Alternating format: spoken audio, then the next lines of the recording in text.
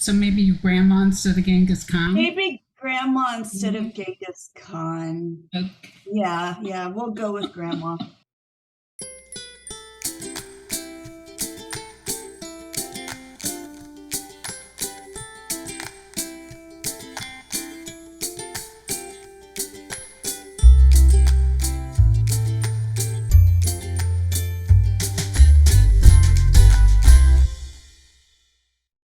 Hi, Terri Gillespie here, and welcome to A2A with Terri. And I happen to be Terri Gillespie. So, welcome so much. I am so excited because I have not one, but two special guests. And I was talking with my husband earlier, and I told him I am equal parts intimidated and just really, really excited.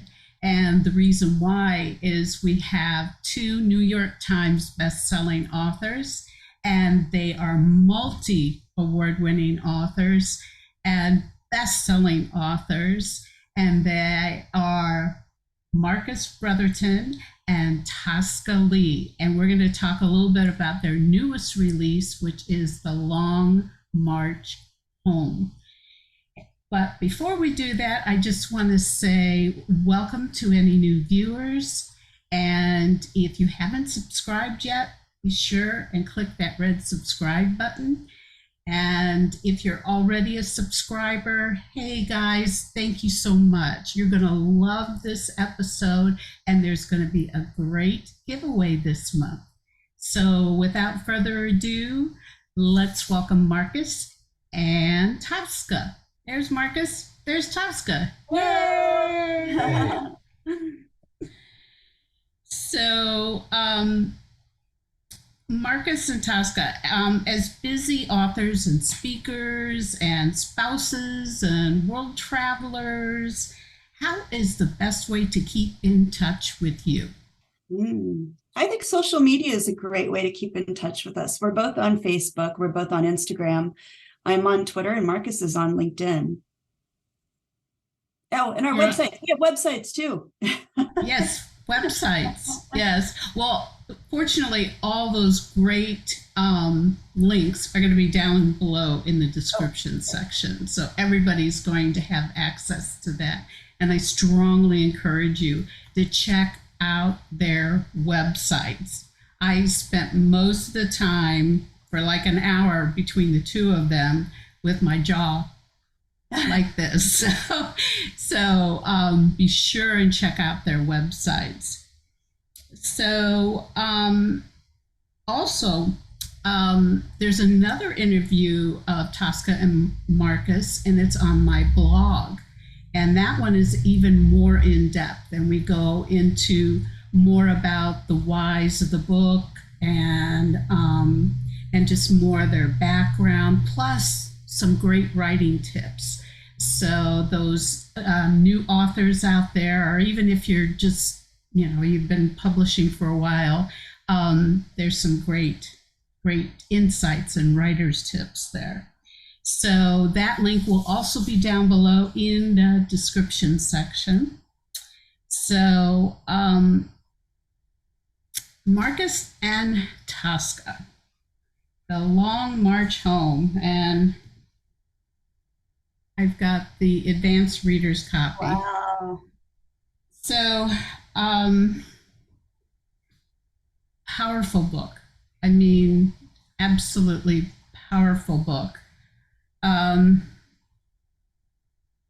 I said in my review, there were moments when I wanted to throw it across the room because I was so upset and so angry by some of the things that happened to our men in uniform, our servicemen, as well as the Filipinos, because this is all about the Bataan Death March and in the Philippines. And it's very little known. I know a lot about Europe during World War II and a little bit about the Pearl Harbor, but I knew nothing about the Bataan Death March. So I just wanted to say that the writing was beautiful, it was nostalgic, and brutal sometimes, but I think we owe our servicemen an obligation to read this book. So I thought what I would do, since my words just couldn't possibly um, speak to how wonderful this book is, so I thought maybe one of you could read an excerpt of the book. Yeah, thanks, Terry. And it's just great to be on your show. I know your husband, Bob, has been in the military, and definitely we thank him for his service as well. So, this portion that I'm going to read today, just to kind of set up the context, the story is about three best friends. Their names are Jimmy and Billy and Hank, and they're all three best friends from Mobile, Alabama. And they are sent to the Philippines. This is early in the war, World War II. And 10 hours after Pearl Harbor is hit, Philippines are also attacked. And so the troops in the Philippines fight for 4.5 months, but eventually they're outgunned, they're outmanned, they're plagued by tropical diseases, and starvation is setting in. And so the troops are surrendered. They're gathered up and they're marched up the peninsula, 66 miles in 6 days, on what becomes known as the Bataan Death March. So in this scene that I'm going to read from, the three best friends are in this POW camp, Camp O'Donnell, and they're given various work details, each of them. One of the friends, Billy, he has been wounded, so he's in sick bay for a while. But Hank is put on water duty, he's lugging water. And Jimmy, who's the main protagonist, he's put on grave detail. And this is Mm. digging the graves for the POWs who have passed away. It's a difficult passage, but there's a purpose to it, I promise. And so I'll just read a little bit from it here. This is in Jimmy's voice.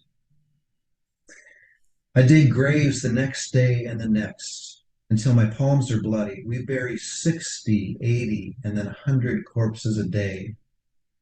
Death is in my nostrils, on my hands, my clothes, my skin. The flies are incessant. As the rest of us starve, they feast. I collapse every night covered in filth, with no chance to wash before the spigot's turned off. We got to get you off detail, Hank says, before you work yourself to death or die of whatever those stiffs died of. I nod, but when I ask around, there's nothing anybody can do. Nothing for me to do but keep going. I carry the stench of decay with me everywhere I go. For Billy's sake, I've started sleeping outside our hut, huddled like a calf in the dirt. I don't want death anywhere near him. Hank brings me food in a tattered blanket, tries to coax me back inside, but death clings to me. I finished 4 weeks on grave detail, but the work is finishing me. 2 nights later, I lie in the dirt beside our hut and decide to give my rice to Hank and Billy from now on. Billy started sitting up and walking around a little. He needs the food. So does Hank if he's going to keep Billy alive. I close my eyes beneath the indifferent moon, hearing voices, Claire's, Billy's.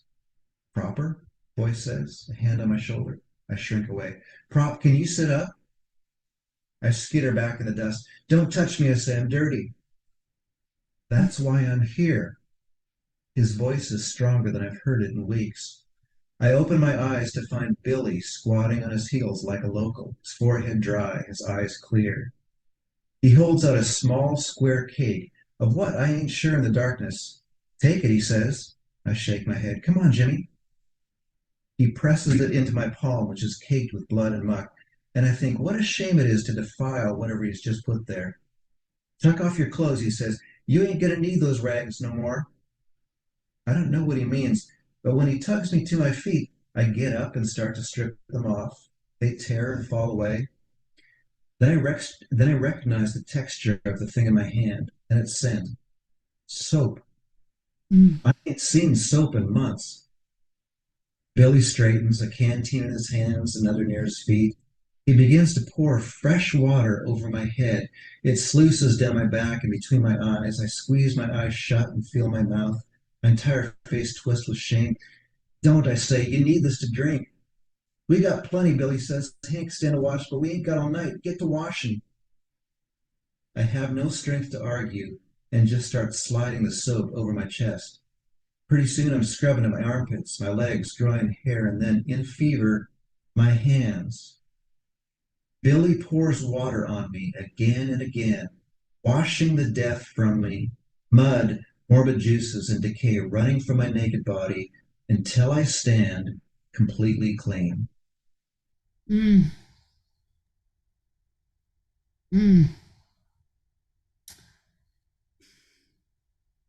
I know that there have been comments about there not being a spiritual thread in this book, and that is probably the most profound symbolic reading that I've heard in a long time. Tosca, you have any thoughts? We have seen those comments too, but to us, this is very much a redemptive story, a spiritual journey. That's one of our favorite scenes. But there are many such scenes in this book, and as you've seen, and Marcus and I are both speakers. We both speak in church. We both do that, but this is not the place for us to write sermons, because this is where we tell stories that it's the fiction. We call it the lie that tells the truth, but there's actually so much truth in this story, truth of the veteran's experience, of the soldier's experience, spiritual truth. And this whole story is the story of the main character's journey from living without truly owning his own faith, by being the son of a pastor and a good boy, to someone who ultimately has to throw himself on the feet of mercy and grace. And so that is the story that we told. And think about it, Terry.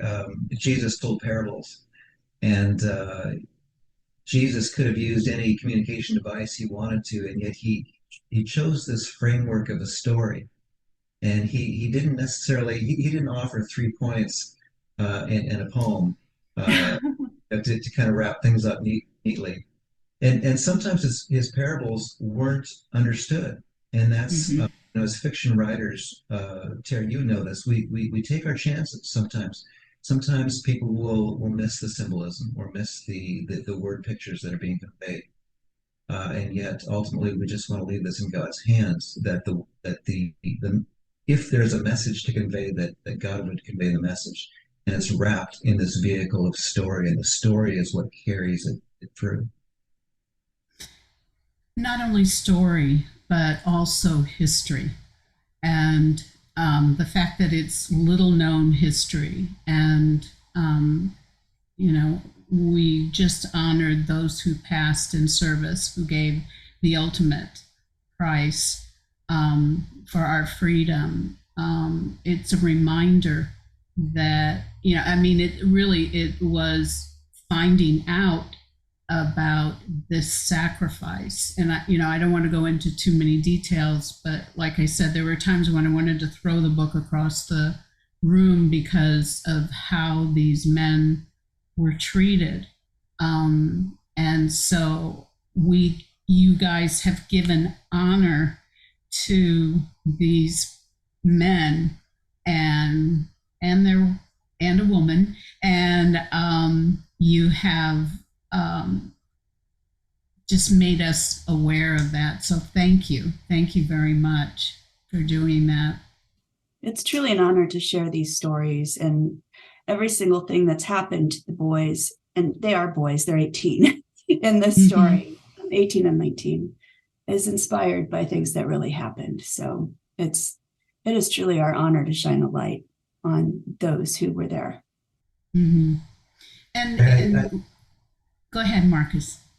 I do a lot of nonfiction, and as part of my work and my research, I've interviewed any number of veterans over the years, some from modern wars, and then plenty from World War II. In fact, the last two World War II veterans that I interviewed, they were 101 and 103, and both very astute men. But yeah, from a sheer historical perspective, I mean, this idea that other generations and today's generations too, people have given much for our freedom. When we wrap our heads around that, it prompts us to live lives of gratitude. Like, wow, we've really been Mm-hmm. handed something so valuable, so precious. Mm-hmm. And then Mm-hmm. with that gratitude, it prompts us to do something with our own lives. Like, wow, people have really paid for my freedom. So it's up to me to do something valuable with my life. I can't squander this life because so much has been Mm-hmm. for what I've been given. Whether it's nonfiction or fiction, it, any story that we're presented is an opportunity for us to learn.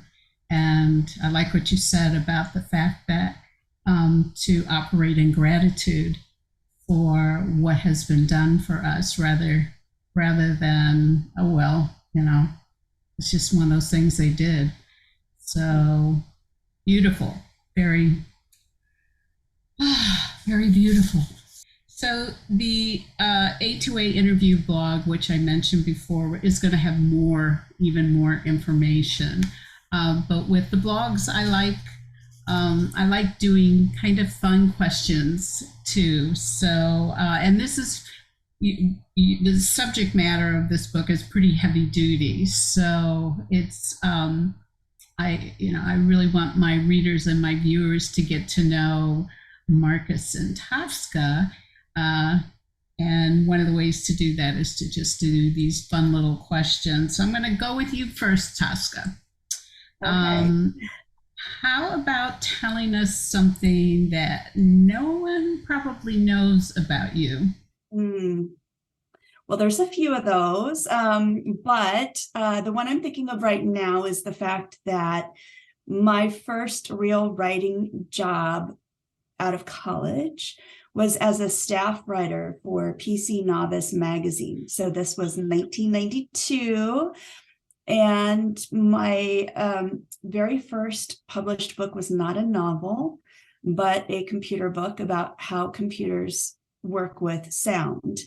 And so, and the funny thing about that is when I graduated from college, with my English degree, I did not know anything about computers. And so they hired me, they hired me as a writer, but not as a computer person. So, and that was my job, was to translate computers into everyday English for people so that they could understand. And so the articles were very accessible. But to illustrate how little I knew, when I was touring around the office of this computer magazine office, I went into the smaller room that was, it was a glass room, and I went inside and I saw this big machine, and I said, "Oh, is that the mainframe?" And they said, "Haha, we call this the AC 2000." It was an air conditioning unit. So that's how little I really knew. But at the end of my tenure there, I was able to build a computer from scratch and all these things that I could never do today because they're far too complicated. But that is how I got my start. Well, I have this problem with, how some people will eat through batteries and things like that. Well, I had so much static electricity in me that when I would go to work and I would walk by the cubicles, people Oh, would no. go, hey, what's going on with my computer? So they would not allow me in the office unless they sprayed me down with fabric softener. So, Wow. yeah.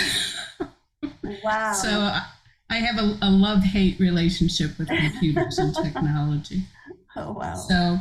So really, though, building the computer, you kind of do have a little right-left brain thing going on. You're ambidextrous in that way. Well, a little bit, but now they're so different. I couldn't do any of that. And I have to ask my kids how to do anything today. So, yeah, yeah.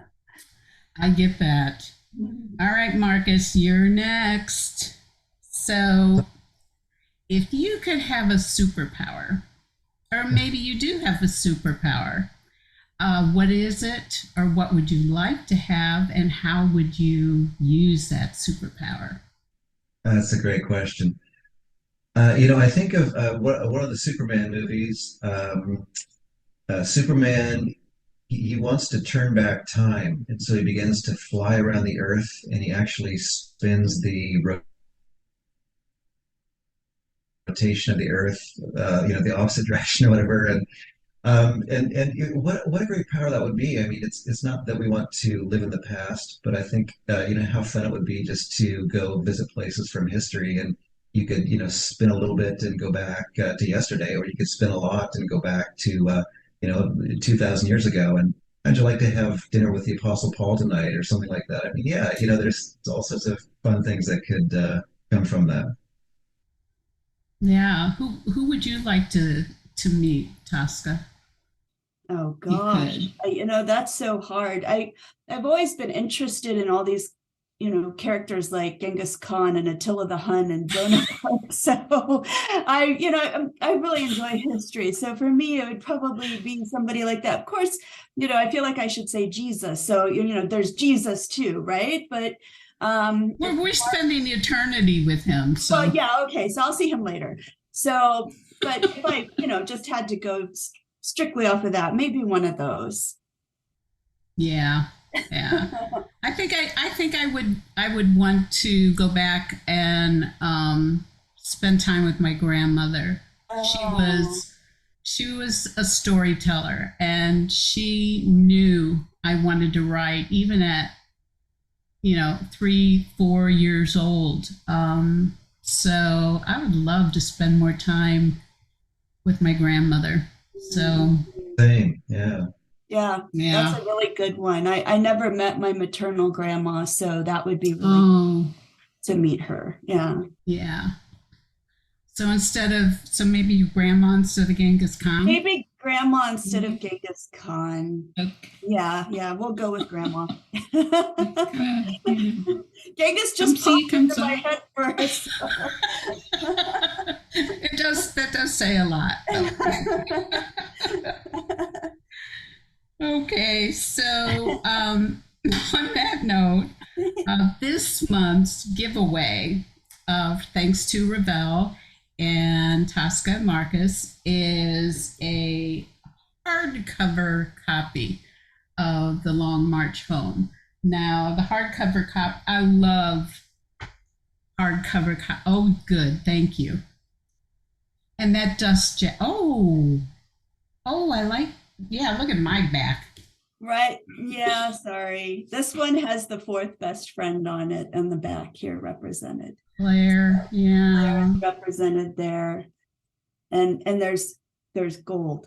So Oh, yeah, it's this way. yeah. The first hardback. Did you like take off the dust jacket like you would undress a baby? I mean, when my daughter was born, it was like I wanted to take. I took all the blanket off and everything else because you want to count the toes and the fingers and everything. So it's kind I of the did not same think of way. that. But this is what it looks like without it. So I will tell you something really interesting. We worked on this book between the two of us. This book took 12 years to Oh make. my goodness. So seven, Marcus started at 7 years before I came in and added 5 years to the process. And so when I received my copy, I actually did I text or email you, Marcus? But I saw this and I was like, wow, isn't this cool after so long to see this? And, you know, with a book that you weren't sure at some point where and when it was coming out, or if it was coming out, or what was happening with it. So It Yeah, was great to see Marcus. it finally there. Yeah. yeah, Yeah, that's a long time. yeah, It's really a long time. Yeah, it is. Yeah. but It was a it. back burner project for us. It was, I mean, we were working on other things in the meantime, but this book was unfunded at the start, so it was a labor of love, and a lot of life passed during its creation. We're older and different people now, I think, even than when we started. So And we've survived a pandemic too. So Oh, right, mhm. right. So did that help or hinder? It hindered because at that moment I was doing some work on it and I really creatively shut down for a while. So um, yeah, probably would have come out sooner otherwise. Yeah. It came out the exact time that it was supposed to come out, guys. It That makes really, me feel better. yeah. It's and by the way, I have friends who had the same problem during the pandemic. That And makes me feel better too. I yeah. really beat myself up for a long time, but it was really a difficult time to try to for me at least, it was very difficult to be productive creatively. So, Marcus, are you an introvert or extrovert? I am an introvert with a capital I. So Yeah. funny when COVID first hit, since we're on that subject, and I heard the term social distancing, I thought, oh, that sounds like a great term. And after some time passed, I was like, yeah, this whole social distancing thing, it's just not all it's cracked up to be. So I think the pandemic was hard on all of us, even the introverts. So Well, my husband and I are both introverts, so we would never leave the house. So we'd always have to make excuses if, oh, we just want to stay home. And so we know we had such a great excuse. So yeah, the Gillespies, how was COVID? How did that treat you? Oh, it was fine. Yep, yep. Okay, so readers, Tosca, can you hold up that hardback copy again so that readers and viewers can see that this is a gorgeous book, both outside and inside. And if you want to increase your chances of winning this hardcover copy of The Long March Home, then be sure and check out down in the description section how to increase your chances, because you can have up to 6 entries in the giveaway. So it's not real complicated. It's basically like, comment, share, and subscribe. But there are certain things that you can do to increase your chances of winning. So the drawing will be held Friday, June 16th. And by the way, my subscribers, you know that as long as you comment and share both the blog and this YouTube interview, you automatically get those extra entries. So, because I love you. So there you go. One caveat, and that is that only entries from the contiguous U.S., so Alaska and Hawaii. I'm so sorry. But you get to live in Alaska and Hawaii, so it's not too bad. So, Marcus and Tosca, do you have any final words for our viewers and readers? We're just really grateful to be here and get to talk about this book and get to talk about writing, and really appreciate you having us, Terri. My it's pleasure. great. This book has been a labor of love, and in taking the time we did, we wanted to really craft an A-plus product. We wanted the troops to be commemorated in a superlative way. They gave much so that we can live for today, and just to brag about the book a little bit, it's the long work for the Long March Home did pay off. It's received 3 distinct star reviews from Booklist and Publishers Weekly and Library Journal. So it's working. I think readers, you're really gonna love this book. You will.